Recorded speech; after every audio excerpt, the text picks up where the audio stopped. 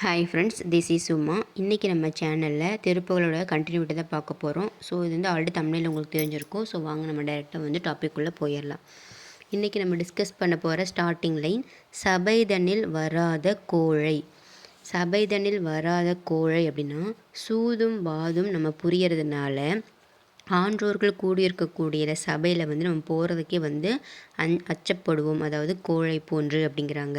அதாவது தைரியமின்மையால் நம்ம சபைக்கு செல்ல அஞ்சி நம்மளுடைய கோழைத்தனத்தினால் எல்லாராலும் சபை கோழை என்று நம்ம வந்து பரவேசிக்கப்படுவோம் அப்படின்னு அன்னைக்கினார் சொல்கிறாரு. அதாவது பகையகத்து பேடிகை ஒழ்வாள் அவையகத்து அஞ்சும் அவன் கற்ற நூல் அப்படின்னு சொல்லி திருவள்ளுவருமே சொல்கிறாரு. அப்படிங்கிறதையும் அவர் அன்னைக்கினர் வந்து மென்ஷன் பண்ணுறாரு.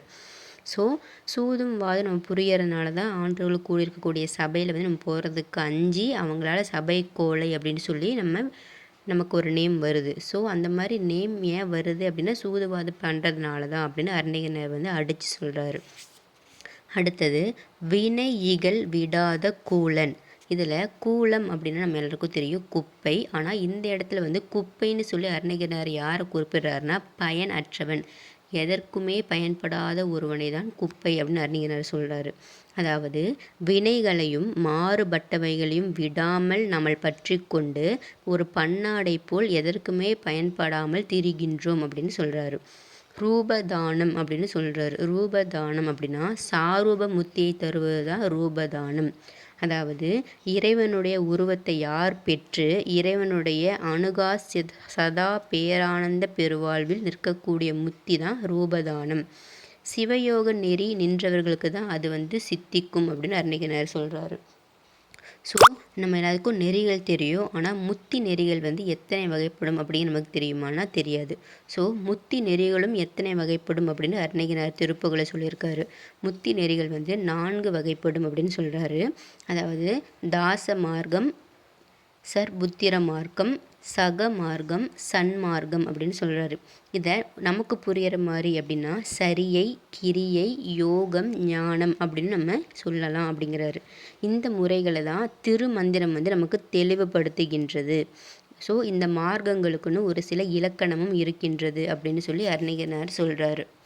அதாவது காய் முற்றி எப்படி கனியாகிறதோ அதை போல யோக சாதனையில் சித்தி பெற்றவருக்கே ஞானத்தில் வந்து இச்சை வந்து உண்டாகும். விட்ட குறையால் சில பக்குவ ஆன்மாக்களுக்கு ஒரு ஞானத்தின் கண் இச்சை வந்து எழுமாயின் அவர்கள் முற்பிறப்பில் யோகானுட்டி சித்தி பெற்றவர்களாக இருப்பார்கள் அப்படின்னு சொல்கிறாரு. அதாவது இந்த 4 நிலையில் நின்றவர்கள் பெருமுத்திகள், அதாவது சாலோகம், சாமீபம், சாரூபம், சாயுச்சியம் அப்படின்னு சொல்கிறாரு. சாரூபம் பெற்றார் வந்து அங்கிருந்தே மேலும் தவம் செய்து சாயுச்சியம் வந்து பெறுவார்கள் அப்படின்னு சொல்கிறாரு. ஸோ மார்க்கத்திலே நிறைய வகை இருக்குது. அதை வந்து அரும்பு, மலர், காய், கனி அப்படிங்கிற இந்த 4க்கு நமக்கு புரிகிற மாதிரி வந்து தாயுமானவர் வந்து ஒப்பிடுகிறார். ஸோ எப்படிலாம் இருக்கணும் அப்படிங்கிறது நம்ம சான்றோர்கள் வந்து திருவள்ளுவர் வந்து பார்த்திங்கன்னா திருக்குறள் மூலிமா சொல்கிறாங்க. அதே மாதிரி தாயுமானவர் வந்து ஒரு சில பாடல்கள் மூலிமா சொல்கிறாங்க. ஆனால் அருணகிரிநாதர் மட்டும்தான் திருப்புகழில் தான் வந்து எப்படிலாம் இருக்கணும் அப்படிங்கிறது வாழ்க்கை நெறி ப்ளஸ் முருகப்பெருமானை எப்படி நம்ம அடைய முடியும் அப்படிங்கிறது ரெண்டையுமே சேர்த்து சொல்கிற ஒரு சிறப்பு தான் திருப்புகழ். சரிங்களா? அடுத்தது இனிய சொல் மறாத சீலர். இனிய சொல் மறாத சீலர் அப்படின்னா இன் சொல்லை தான் உலகம் வந்து விரும்பும். வன் சொல்லை வந்து எப்பொழுதுமே உலகமும் விரும்பாது, மக்களும் விரும்ப மாட்டார்கள். இனியவை கூறல் அப்படின்னு சொல்லி வள்ளுவர் வந்து ஒரு அதிகாரத்தையே வந்து இதுக்குன்னே வகுத்திருக்காரு. இதன் மூலிமா வன் சொல் வந்து பயன்படுத்தவே கூடாது அப்படிங்க சொல்ல வராங்க. நம்மளுடைய வாழ்நாள் முழுவதுமே இனிமையாக பேசுபவர்களுக்கு தான் அந்த பாவம் வந்து தேய்ந்து போகும், புண்ணியம் பெருகும், இம்மை மறுமை அப்படிங்கிற ரெண்டுலேயுமே வந்து பார்த்திங்கன்னா அவங்களுக்கு இன்பம் பயக்கும்.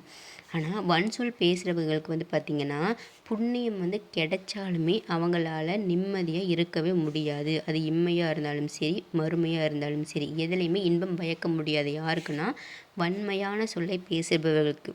அது ஆனால் இனிமையாக பேசுனாங்க அப்படின்னா அவங்களுக்கு பாவமும் தேயுமாமா, புண்ணியமும் பெருகுமாமா. அது போக இம்மை மறுமை அப்படிங்கிற இந்த ரெண்டுலேயுமே வந்து பார்த்திங்கன்னா அவங்களுக்கு இன்பம் தான் பயக்கும் அப்படின்னு அருணகிரிநாதர் வந்து திருப்புகழை தெளிவாக சொல்கிறாரு. அடுத்தது கருவள்ளி வராமல் நாளும் இளமையது தானுமாக நினைவாளோ அப்படின்னு இருக்குது. இதுக்கு என்ன அர்த்தம் அப்படின்னா, முருகப்பெருமான் தன்னுடைய அடியார்களாகிய நம்மளை மீண்டும் பிறவாத தன்மையை அருளி தன்னை போலவே அவர்களையும் என்றும் மகளாத இளமையுடன் தன்னுடைய கந்த உலகத்திலேயே இன்புற்றிருக்க அவர் அருள் புரிவார் அப்படின்னு சொல்கிறார். ஸோ முருகப்பெருமான அழகு, அவர் வந்து இளமை குறையாதவர்.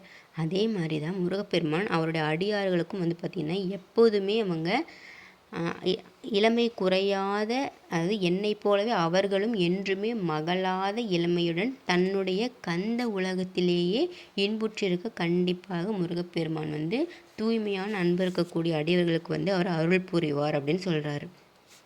அடுத்தது ஞான குரமின். ஞான குரமின் அப்படின்னா நமக்கு தெரியும், நான் திருப்பூர் நிறைய டைம் சொல்லியிருக்கேன். இந்த இடத்துல ஞானம் அப்படின்னா அறிவு கிடையாது. ஞானம் அப்படின்னா அது வள்ளி அம்மையார், முருகப்பெருமானுடைய மனைவி அவர்கள் வள்ளி அம்மையார் தான் ஞானம்னு சொல்கிறாங்க. ஸோ முருகப்பெருமானுக்கு ஞானம் பிடிக்குது அப்படின்னு அர்த்தம்னா வள்ளி அம்மையாரை பிடிக்குதுன்னு அர்த்தம் இல்லை. வள்ளி அம்மையாரே ஞானமாக திகழ்வதால் முருகப்பெருமானுக்கு ஞானம்னா ரொம்ப பிடிக்கும் அப்படின்னு சொல்கிறாங்க. அதனால தான் ஞான பண்டிதனுடன் மேவும் பதத்தை வந்து பெற்றனர். அவர் வந்து ஞானாம்பிகை அப்படின்னு சொல்கிறாங்க. ஸோ வள்ளி அம்மையாரை வந்து நம்ம ஞானத்தின் குழுந்தாக இருக்கிறனால அவங்கள நம்ம ஞானாம்பிகை அப்படின்னு சொல்கிறாங்க. இவர் வந்து ஞான பண்டிதன். ஸோ அவங்க ஞானாம்பிகை இருந்தால் இவர் வந்து ஞான பண்டிதன். வள்ளி அம்மையாரை குறித்து இங்கனமே பல இடங்களில் வந்து அருணகிரிநாதர் வந்து ஒரு சில அடிகளை வந்து குறிப்பிடுகிறார். அதாவது சுந்தர ஞான மென் குரமாது ஞான குரமாது. அப்போ முருகப்பெருமான ஞான பண்டிதன், வள்ளி அம்மையார்னா ஞானாம்பிகை, ரெண்டு பேருமே ஞானத்திற்கு சிறந்தவர்கள் அப்படின்னு சொல்கிறாங்க. ஸோ இந்த ஞான குரமின் அப்படிங்கிற இந்த வரியோட இந்த திருப்புகள் முடியுது ஃப்ரெண்ட்ஸ். ஸோ எப்போவும் சொல்கிற மாதிரி கருத்துரை முக்கியம் இல்லையா? இந்த திருப்போட கருத்துரை என்னென்னா, சூர சம்ஹாரம் செய்யக்கூடிய மூர்த்தியே, சிவபெருமானின் இளைய மகனாகிய குருவே, வள்ளியின் மணவாளரே, அடியேனுக்கு உங்களுடைய ரூபதாரமாகிய சாரூப முக்தியை வந்து எங்களுக்கு தந்து அருள் புரிவீராக அப்படின்னு சொல்லி நம்ம எல்லாருமே அருணகிரியாரையும் சேர்த்து முருகப்பெருமானுடைய திருவடியில் வந்து நம்மளுடைய வேண்டுகோளை வைக்கிற மாதிரி இந்த கருத்துரை வந்து முடியுது. ஸோ ஃப்ரெண்ட்ஸ், இந்த திருப்புகள் இதோட முடியுது. நாளைக்கு வந்து பார்த்திங்கன்னா ஃப்ரெஷ்ஷாக ஒரு இன்ட்ரெஸ்டிங்காக இருக்கக்கூடிய வேல்யூபாக இருக்கக்கூடிய இன்னொரு திருப்புகளும் மீட் பண்ணலாம். ஆடியோ பிடிச்சிருந்துச்சு அப்படின்னா சப்ஸ்கிரைப் பண்ணிட்டு எல்லாத்துக்கும் ஷேர் பண்ணுங்கள். ஷார்ட்ஸ் வீடியோஸ் எல்லாம் பார்த்து முருகப்பெருமான் இன்ஃபர்மேஷன் நிறைய தெரிஞ்சுக்கோங்க. திருப்புகளை வந்து அர்த்தம் புரிந்து படிங்கள். அதனால தான் நான் ஒவ்வொரு வரிக்குமே ஒவ்வொரு வார்த்தைக்கும் மீனிங் சொல்லி நான் திருப்புகள் போட்டுட்ருக்கேன். ஸோ உங்களுக்கு ஏதாவது ரிவ்யூஸ் வேணும் அப்படின்னா அது கமெண்ட்ஸில் வந்து கீழே போடுங்க ஃப்ரெண்ட்ஸ். நாளைக்கு மீட் பண்ணலாம். Bye bye. Thank you all my subscribers and viewers.